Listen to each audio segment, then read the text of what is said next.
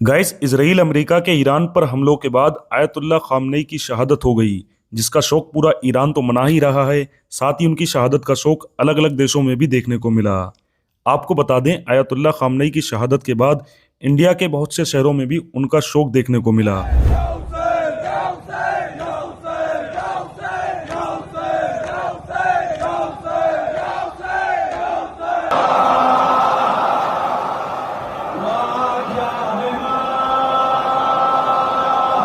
Guys, ayatollah Khamenei की शहादत के बाद इंडिया के बहुत से लीडरों ने उनकी शहादत पर अपनी प्रतिक्रिया दी है।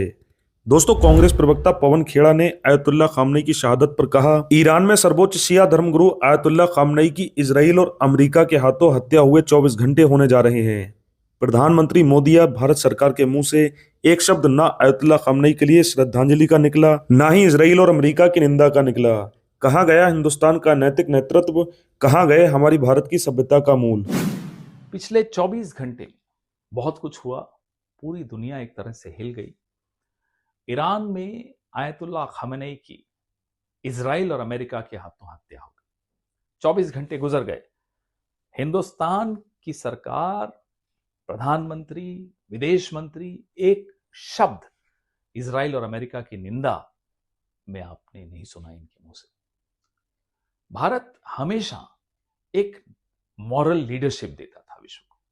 भारत की तरफ पूरा विश्व हमेशा देखता आया नैतिक नेतृत्व के लिए। वो मॉरल लीडरशिप, वो मॉरल कंपस अब हमारा खत्म हो गया। कुछ 2 दिन पहले नरेंद्र मोदी जी इजराइल की यात्रा पर थे। किसी को नहीं समझ में आया क्यों गए। लौटने के 48 घंटे के भीतर हिंदुस्तान के पुराने दोस्त ईरान पर नरेंद्र मोदी जी के नए दोस्त इजराइल ने हमला बोल दिया। नरेंद्र मोदी चुप रहे, कुछ नहीं बोले। माह रमजान में आयतुल्ला खामेनेई की शहादत इतिहास में दर्ज हो गई। गाइस, बिहार पूर्णिया के निर्दलीय सांसद पप्पू यादव ने खुलकर ईरान का समर्थन करते हुए कहा, एक सनकी ने दुनिया की शांति को खत्म कर दिया। ईरान और रूस हमारे अच्छे मित्र हैं, लेकिन आज हम खामोश खड़े हैं। हमें ईरान में जो हो रहा है उसके खिलाफ आवाज उठानी चाहिए। वहीं दोस्तों, इजराइल ईरान वॉर पर भीम आर्मी चीफ चंद्रशेखर आजाद ने देश के लिए ट्रंप को धमकी तक दे डाली। देखिए दोस्तों, इजराइल ईरान वॉर पर चंद्रशेखर आजाद ने क्या कहा। तो किससे चोरी नहीं है कि सुपर पावर बनने की होड़ लगी अमेरिका इजराइल को जो है, और उस सुपर पावर बनने के चक्कर में वो जो भी उनके सामने अड़ सकता हो, जो जिसके अंदर रीढ़ है, किसी राष्ट्रपति को उठा लाते हैं वो लोग। और उन्होंने जिस तरह ईरान के साथ किया, ये तो किससे छिपा हुआ नहीं है कि ईरान उनके सामने झुक नहीं रहा था। जिस तरह से उनके जो सीनियर नेता थे उनके घर पे बम गिरा के उन्होंने उनकी हत्या कर दी है। मैं एक बात बहुत इंपॉर्टेंट कहना चाहता हूं, और मीडिया के बंधुओं के माध्यम से इसलिए कहना चाहता हूं कि दूर तक जाए। भारत है, हमारी सरकार से वैचारिक विरोध है, उनकी नीतियों का विरोध है। लेकिन अगर हम देशभक्त इतने, अगर देश की मिट्टी पे आंच आई या किसी भी राष्ट्र को गलतफहमी हो, चाहे चाइना हो, चाहे वो पाकिस्तान हो, चाहे वो अमेरिका हो या इजराइल हो, अगर किसी को गलतफहमी हो कि वो हमारी मिट्टी या हमारे लोग की तरफ आंख उठा देगा, तो हम ऐसी ईंट से ईंट बजाएंगे कि लोग याद रखेंगे। गाइस, आयतुल्ला खामनेई की शहादत के बाद असदुद्दीन ओवैसी ने एक वीडियो में कहा, आयतुल्ला खामनेई की मौत गैर कानूनी है और जो ईरान पर हमला हुआ हम उसकी मजम्मत करते हैं। हम चाहते हैं कि ये जंग जल्द ही खत्म होनी चाहिए, क्योंकि अगर ये जंग जल्द खत्म नहीं हुई तो इसके नतीजे बहुत बुरे होंगे। और मैं इसको इमोरल और अनलॉफुल एक्ट मानता हूँ आयतुल्ला खामेनेई की मौत को। जो हमला हुआ ईरान के ऊपर, हम उसकी मजम्मत करते हैं। हम ये मुतालबा करते हैं कि ये जंग खत्म होनी चाहिए और भारत सरकार को इसमें अपना रोल निभाने की जरूरत है।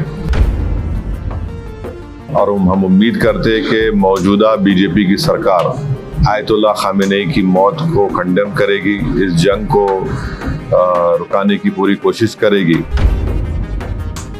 अगर ये जंग नहीं रुकेगी, जो एक इल्लीगल है और कोई खतरा नहीं था किसी को, सिर्फ दबाना चाह रहे थे और जुल्म कर रहे हैं इस तरह वहां पर हमला करके, और इसके जो नताइज निकलेंगे वो बुरे निकलने वाले हैं। दोस्तों, खामनेई की शहादत के बाद बागेश्वर धाम के धीरेन्द्र शास्त्री ने अपने एक बयान में कहा, शांति का रास्ता सनातन से शुरू होगा।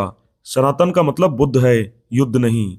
ये जो घटना हुई है बहुत ही निंदनीय है। हम किसी भी देश के नेताओं के खिलाफ ऐसी कार्रवाई नहीं चाहते, ना ही किसी देश के किसी तरह का तनाव। सभी को एकजुट होकर रहना चाहिए, बीच का रास्ता निकालना चाहिए और इस सब में भारत को अहम भूमिका निभाना चाहिए। ये विषय है, हम यही कहेंगे कि शांति का पर्याय सनातन से ही प्रारंभ होगा।